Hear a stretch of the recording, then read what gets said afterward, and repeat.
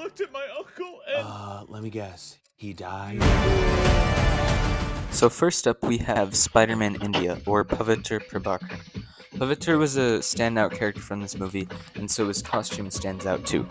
I painted all of the detailing on the patterns of his suit, including the bangles and his skirt kilt thing, which I'm pretty sure is called a dhoti.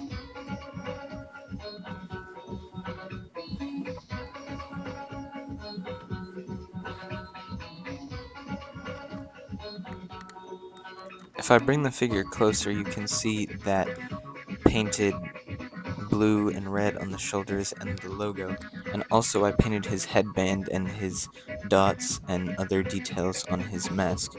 I used the Bruce Banner hairpiece for Pavitr's hair, but if any of you have other ideas, let me know in the comments. At the bottom you can see I painted some brown for his weird feet things on his pants, and on the back too for his ankles, along with all of the other gold blue detailing. The next figure is one of my favorite figures, Spider-Punk or Hobie. And one thing I wanted to do to differentiate between these spider people was the shades of red. So while Pav has bright red and flamenco red shades, Hobie has a lighter flag red shade. Other details on Hobie include his glossy black jacket with the silver stud details and the spider logo on the back.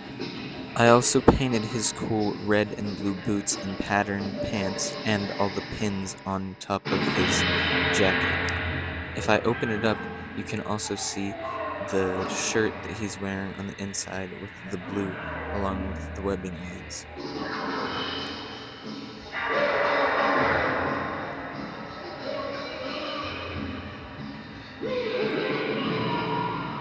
The pattern of the boots continues all the way around the legs, along with the pattern of the pants.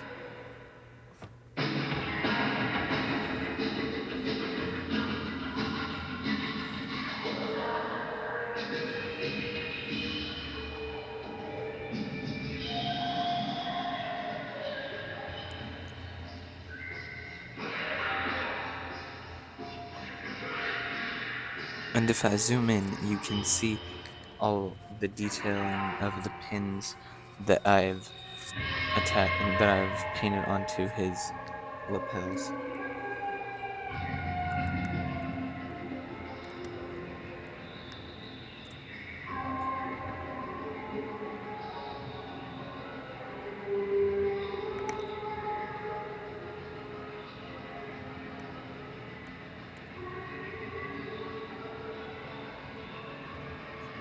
For the spikes on his head, I just used a mohawk piece, a typical black one, and painted it silver, and then painted the webbing lines around it.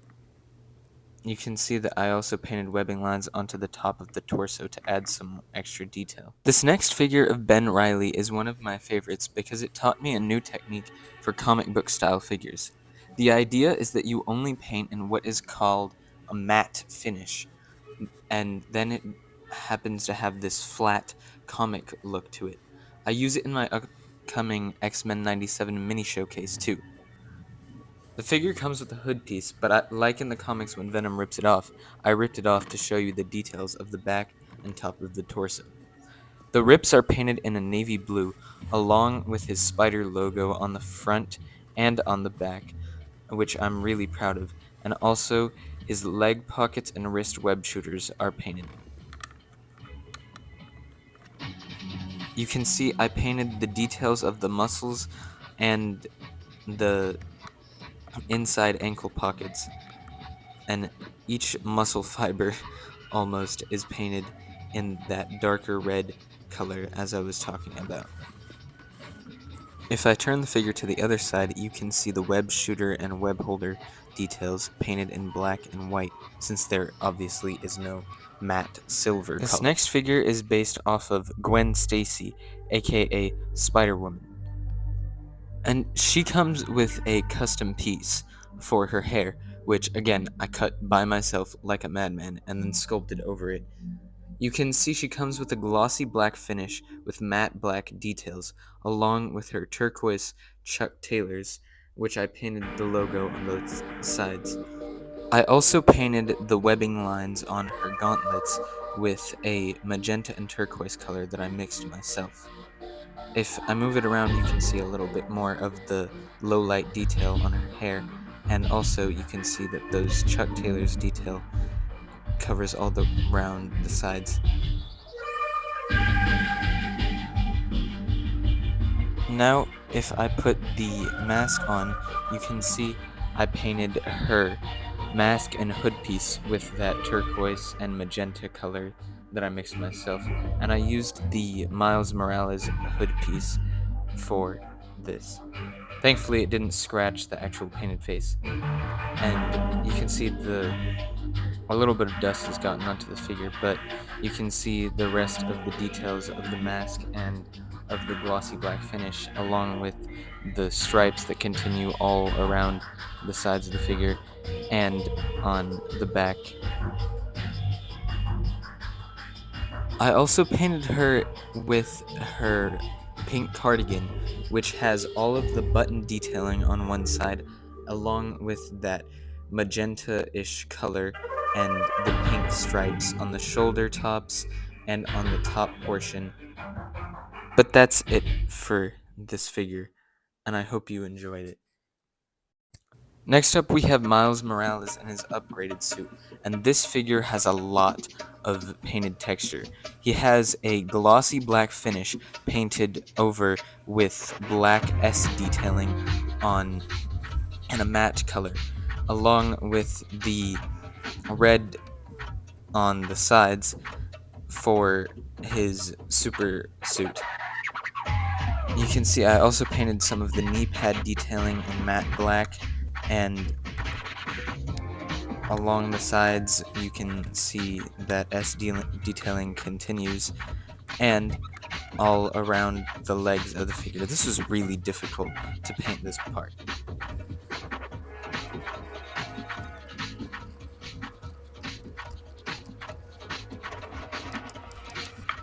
I use this afro piece and the roadie head from the Captain America Civil War airport battle set for his unmasked version.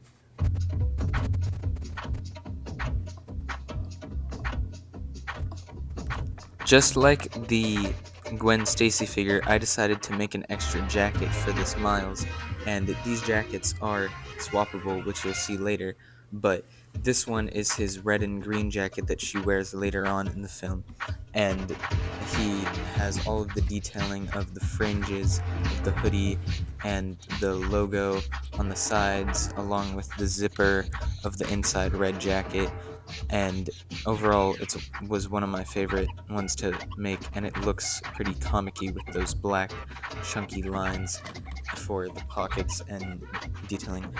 Now you see Gwen with it on too, and it works really well, I think.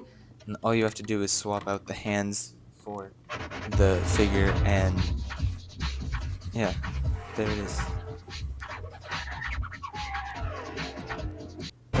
Miguel O'Hara. The whole thing was his idea. Finally, guys, we have Miguel O'Hara, one of my favorite figures, and I'm told by my friends that this is one of the best ones I've done, maybe the best in this series. So, starting off, you can see that he has gloss red and matte flag red painted details, including this flag red texture for his holographic cape. You can see there's also gloss red on the bottom of his boots, and I custom sculpted those gauntlet pieces for the sides of his arms. If I remove the head here, I can replace it and give you a look at how the figure looks with a hairpiece and without a mask. This is, I believe, the Boba Fett head, I think, with the Han Solo hairpiece. And I think it works alright for Miguel O'Hara. Not perfect, but it does the job. Next, you can see how I've cut the cape into the shape of a Mandalorian cape almost in order to keep it along the shoulders. Attaching the head back on, you can see that there's a detail on the top of the head with metallic blue, and also on the back there's detailing of metallic blue and glossy black for his back muscles. There's also black detailing for the triceps, and on the front portion of the arms, you can see that he has metallic blue detailing, and on his chest as well. You can see more of that detailing if I bring the figure closer, because there's inside of the actual logo, but it's not focusing, so we'll just set it back there and zoom in. So you can see there's the little tiny lines in between the other red lines, along with his ab details and all of the other things.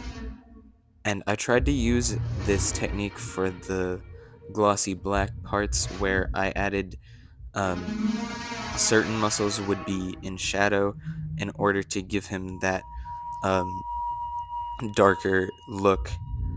And now we can also attach his head again, and if we turn the figure around, you can see like the iconic pose of Miguel O'Hara from the back and that logo on the back as well.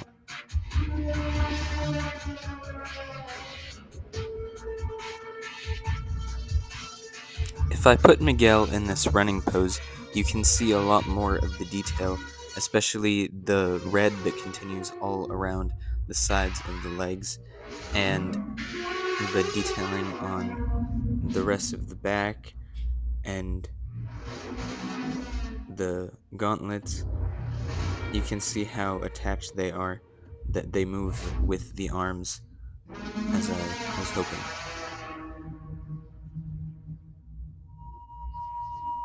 But for the most part, that's it for this figure. One of my favorite ones, and I hope you guys enjoyed it as well.